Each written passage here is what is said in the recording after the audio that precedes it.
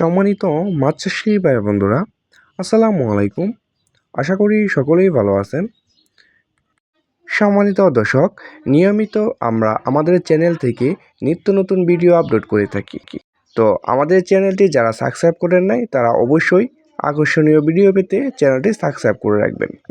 সম্মানিত দর্শক, আজকে যে বিষয়টি নিয়ে আলোচনা করব এটি হচ্ছে একটি 3 ইঞ্চি সাইজের অরিজিনাল চকলেট কালার হাইব্রিড মাগুর মাছ সম্পর্কে বিস্তারিত আলোচনা করে থাকব। পাশে থেকে পুরো ভিডিওটি লক্ষ্য করে দেখবেন। সম্মানিত দর্শক, বিশ্বস্ত হ্যাচারি থেকে এবং উন্নত মানের পোনা সংগ্রহ করতে হলে অবশ্যই আমাদের স্ক্রিনে দেওয়া নাম্বারে যোগাযোগ করবেন। আমরা এটি সারা বাংলাদেশে অক্সিজেনের মাধ্যমে হোম ডেলিভারি দিয়ে থাকি।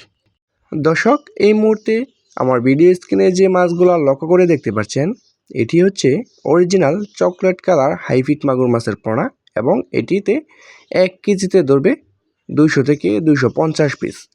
তো যারা মাছ চাষ করতে যাচ্ছেন অল্প খরচে এবং অল্প দিনে মাছ চাষ করে লাভবান হতে যাচ্ছেন, তারা অবশ্যই অরিজিনাল চকলেট কালার হাইব্রিড মাগুর মাছ সংগ্রহ করুন। এবং এই মাছগুলো সংগ্রহ করতে হলে আমাদের কাছে একদম অ্যাভেলেবেল পাওয়া যাবে। আমাদের স্ক্রিনে দেওয়া নাম্বারে আমাদের সাথে যোগাযোগ করবেন।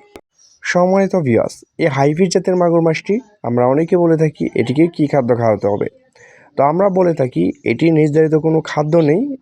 আপনারা যাদের মুরগির খামার এবং হাঁসের খামার এবং গরুর খামার রয়েছে এবং পচা পান্তা ময়লা আবর্জনা পুকুর রয়েছে, তারা কিন্তু একদম বিনা ফিডে এবং বিনা খরচে কিন্তু এই মাছগুলো চাষ করতে পারবেন।